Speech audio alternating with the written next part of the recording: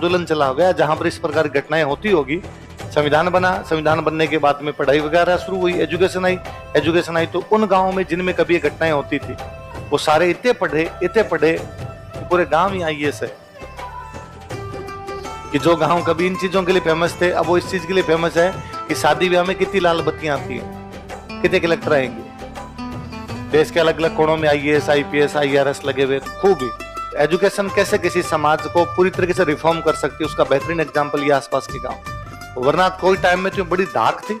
मेरा गाँव पड़ता है चूरू में ना, और ये आपके आगे देख लो सिक्कर लगभग नीम का थाना।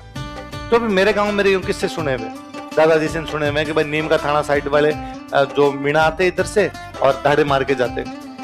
मेरे गांव में खुद में एक डाकू हुए थे, वो बड़े फेमस थे। पहले चोरियां बड़ा अच्छा काम माना जाता था, बुरा नहीं मानते थे। और हमेशा वे लोग जो मरुस्थल में रहे, वे लोग जो उनका मुख्य आजीविका का साधन डाके रहा है। दुनिया में जहां जहां कोई मरुस्थल में रहा होगा उन्होंने इस प्रकार काम कर लिया होगा। तो हमारे गांव में तो खुद में एक डाकू है और हमारे गांव वाले बड़े गर्व से सुनाते हैं, हाँ साहब पलान जी हमारे गांव के थे। तो मैं मेरे दादाजी ने किस्सा सुनाते हैं कि एक बार अपने गांव वाले जो डाकू थे वो बीकानेर साइड में डाका मारने के लिए गए, तभी पीछे से नीम का थाना वाले मीणा आए अपने गांव में मार गए। तो गाय पहले ये अच्छा ये भी नहीं कि भाई को धन तो होता नहीं था, धन का मतलब होता पशु।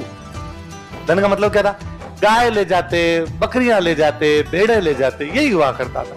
तो गाय चरने के लिए गई थी, चराने वाले 2-4 लोग रहे होंगे, उनके थप्पड़ मार के भगा दिया, भाग गाय ले गए। यही होता था उस समय, और क्या होता था। अब की ले गए भाई, और आसपास के कई गांवों की लेके गए। इतने में अपने गांव वाले डाकू बीकानेर की तरफ से डाका मार के वो ऊंट लाए उधर से।